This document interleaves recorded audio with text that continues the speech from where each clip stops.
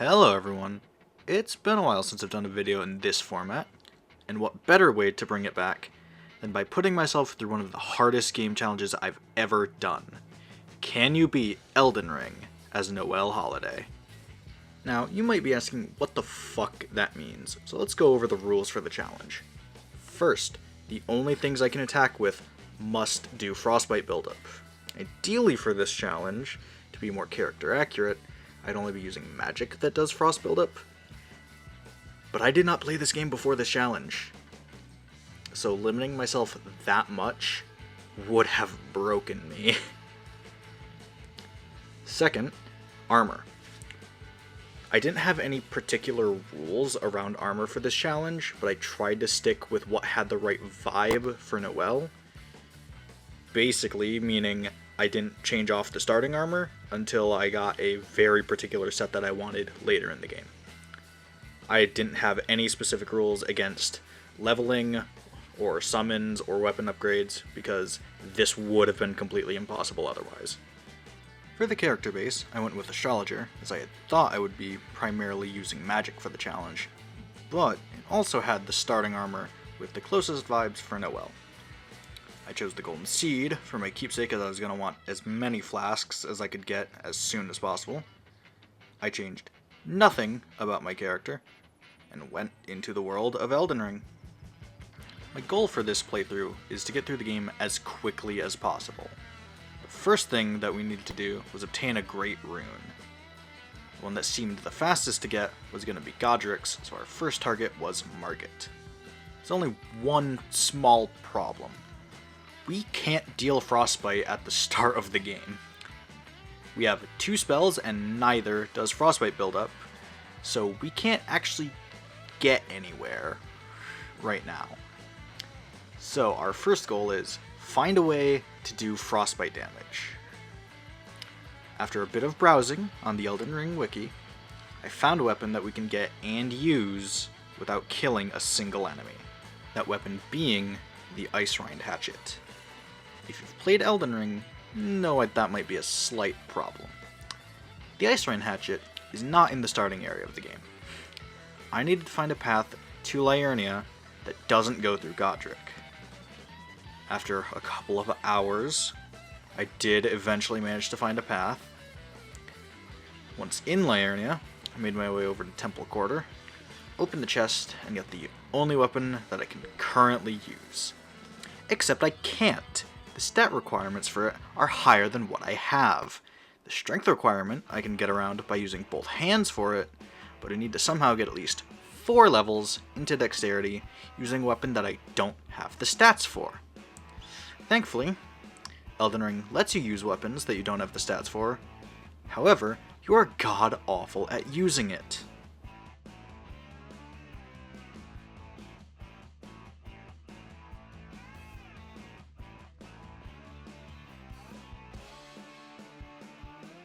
After a lot of failing and death, I got the levels needed to properly use my weapon. I could finally begin playing the game for real. Our first real fight is with Margit. This went so unbelievably terribly.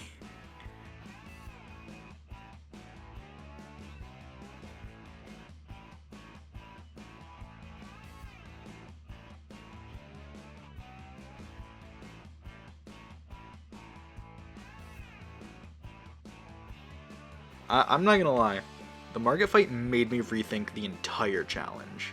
I very nearly decided to actually use armor, at least until I could get the set that I wanted for the run, but I stuck with it. I spent a lot of time grinding, and eventually killed Margit.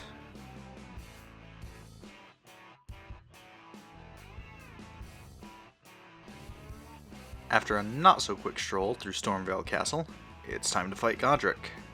After the Margit fight, I felt like every major boss was going to be the same way. I could not have been more wrong.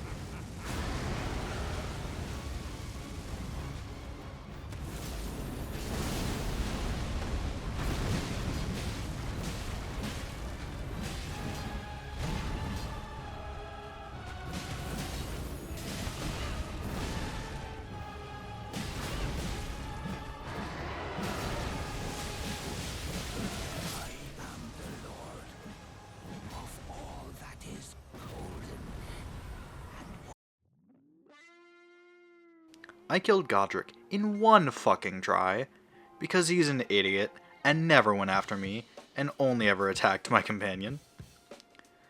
With our first great rune in our pocket, our goal is a second one. Or at least it would be, but I really wanted to use magic with the magic build, so I made my way through Liurnia over to Caria Manor. Our only ice-based magic we can get at this point is locked behind Royal Knight Loretta, who kicked my ass quite a few times, still not as bad as Margit.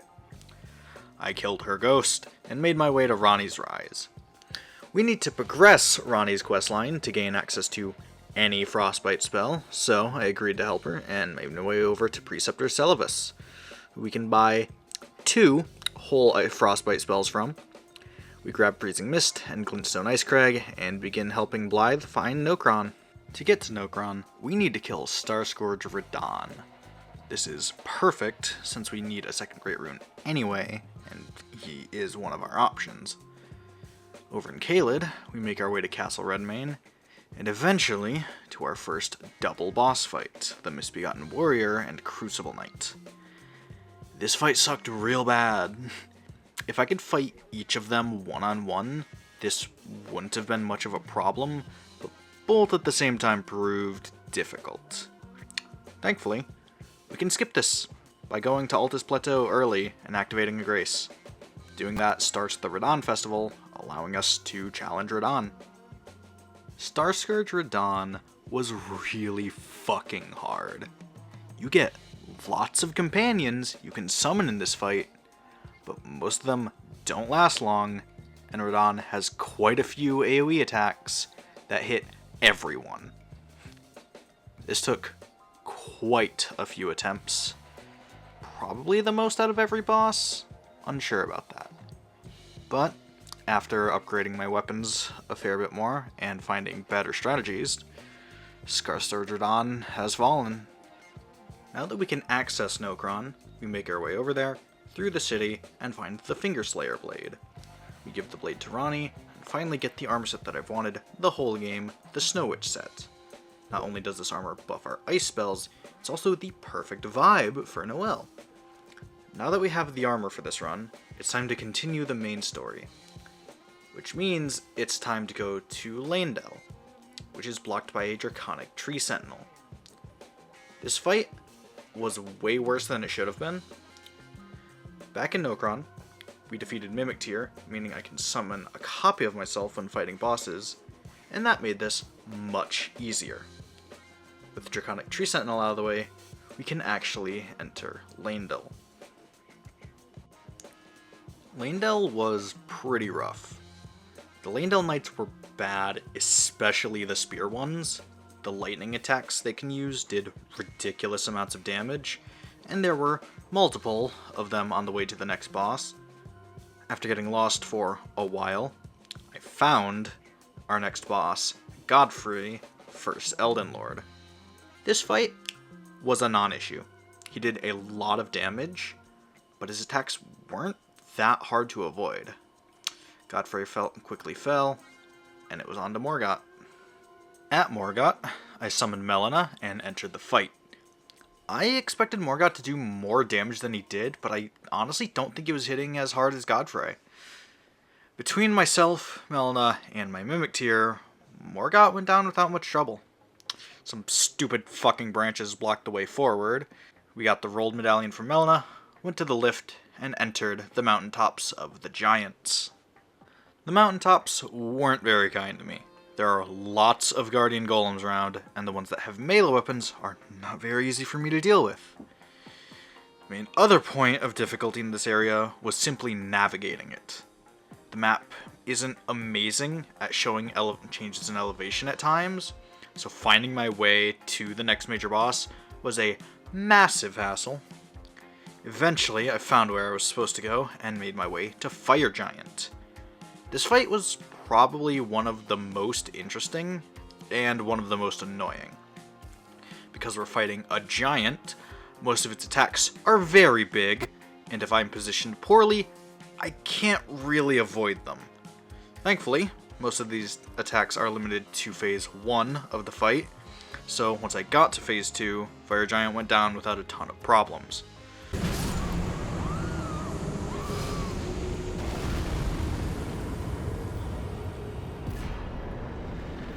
I went to the Forge of the Giants. Melina put me to sleep, set the Erdtree on fire, and when I woke up, I was next to a tornado. Crumbling Farum Azula was awful. The regular enemies killed me way more than any of the bosses here. The Banished Knights in particular are really fucking bad. After a lot of deaths, I eventually made it to Godskin Duo. This fight was pretty interesting. Despite the issues I had with multiple bosses earlier, this one was not that bad. Having Mimic Tear helped a lot, and having another companion with me meant that the bosses didn't pay that much attention to me. After a couple tries, Godskin Duo went down, and I unlocked a spot where I would spend hours this run. Just outside this room is a single Banished Knight who is facing away from a door and is positioned right next to a cliff. I killed this particular enemy way more times than I can count to grind runes. The path after Godskin Duo wasn't quite as bad as the path there, but these enemies were still a pain. The worst part of getting to the next boss was the big fucking dragon that summoned lightning, and the many birds that I just could not hit for the life of me. I got to the Grace that's right before the next boss, but unfortunately for me, there's another Draconic Tree Sentinel guarding the boss arena. This one went way worse than the first one, since the game wouldn't let me use Mimic Tear for this fight. With it eventually out of the way, it's on to Malekith. The Malekith fight was certainly something. I honestly think I would say that this was one of, if not the hardest fight that I had to do during this challenge. Phase 1 was Beast Clergyman, who honestly never put up that much of a fight. With Mimic Tear, I could consistently and easily get past this phase. Once Beast Clergyman transforms into Malekith, this ends differently. I couldn't even consistently do more than about a quarter of Malekith's health per attempt. I thought that maybe I just wasn't able to do enough damage, and while that was a small part of it, what I really needed was for my Mimic Tear to last longer. After some digging, I learned that the Mimic Tear can use any consumables that you have equipped. The only real healing item in the game, other than flasks, are raw meat dumplings, which, under normal circumstances, poison you when you use them. Mimic Tear, on the other hand, is not affected by poison. Just by equipping raw meat dumplings, I have effectively nearly tripled the health pool of Mimic Tear. After setting this up, it only took me another couple of tries to get past Malekith, and now I was in the home stretch of Elden Ring. We wake up in what was Leyndell and remake our way through the city. Back where we fought Godfrey, we now see Gideon standing in our way. Gideon is piss easy compared to the last couple bosses we faced, so he goes down rather quickly. Continuing on back to where we fought Morgott gets us to our next major boss. Surprise! It's Godfrey again. He does not go down so easily this time, as he has a trick up his sleeve. Halfway through the fight, he rips off Sarosh and becomes Hoarah, who has a vastly different moveset. In this phase, he is dead set on grabbing you as many times as he can and slamming you into the ground. I did not enjoy getting used like a volleyball. This phase was far trickier than the first, but with a bit of luck in getting through phase 1 quickly and having him focus more on Mimic Tear in phase 2, Godfrey goes down for real this time. Before we can make our way to the end of the game, we need to decide what ending we want. Considering we had to do a significant portion of Ranni's questline anyway, I felt like getting that ending was fitting for this run. To continue Ranni's questline, we needed to go to Ainsel River, pick up the mini Ranni, and talk to it. She'll tell us to kill the Baleful Shadow, so we do just that. Almost all of the invader fights I'd done through the game were pretty easily cheesed with Hoarfrost Stomp, and this one was no different. The Baleful Shadow dropped the discarded Palace Key, so now we need to obtain the Dark Moon Ring. The Dark Moon Ring is in the Academy of Raya Lucaria, which I hadn't entered at any point during this playthrough. To enter, we need a key, and for some reason, a dragon guards the key. I killed the dragon, entered the Academy, and started tracking down the Dark Moon Ring. As we work our way through here, we come across the first boss of this dungeon, Red Wolf of Radagon. Since we came here at the end of the game, I was extremely overleveled for this dungeon and killed it very quickly. At the end of this dungeon stands Renala, Queen of the Full Moon. This fight took me a bit to figure out, but with being so overleveled, I didn't struggle at all.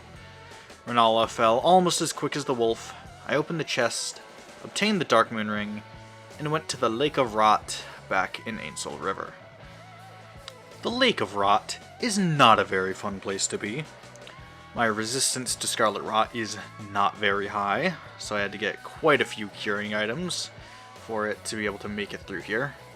After crossing the lake and making it to the Grand Cloister, I entered a coffin, went down a waterfall, and began the fight against Estelle. Estelle was not hard at all. I don't quite know if I was overleveled for this part of the game, but Estelle didn't really put up a fight. With Estelle dead, I went up the lift to the Moonlight Altar. We need to go to the cathedral that's right in front of us, but yet another dragon is blocking the way. Thankfully, the game let me summon Mimic Tear for this, so the dragon went down without much issue. Heading into the cathedral and dropping down the tunnel takes us to Ronnie. We give her the Dark Moon Ring, she disappears, and leaves behind the Dark Moon Greatsword. We could technically use this weapon, but I would have needed to put about a dozen levels into intelligence to do so, and I was very sick of grinding at this point. With our ending secured, we go back to Lanedale. With our path no longer being blocked by branches, we can now challenge the final boss. This fight is split into two separate bosses, but even if you get past the first, you'll need to do it again every time you die. Boss 1 is Radagon. Radagon has quite a few large AoE attacks and hits like a truck with melee. The best strategy I found was to keep my distance while he was locked onto me, and close in an attack when he was focused on Mimic Tear. I think out of all my attempts at the final fight, Radagon only killed me once, so this half of the fight was pretty easy.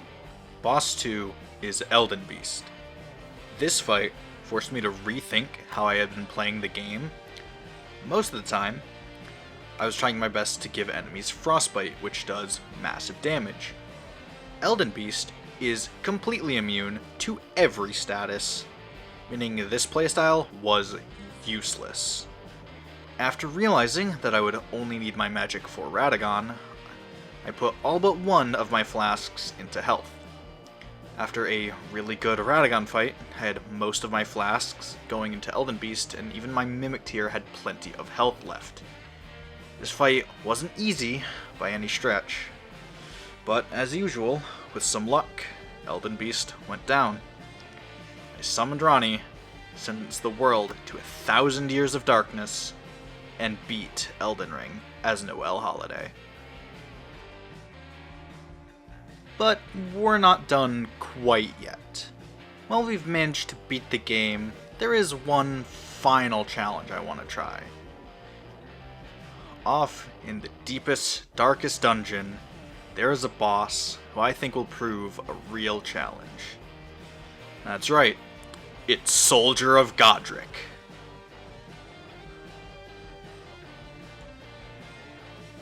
This entire playthrough was a wild ride.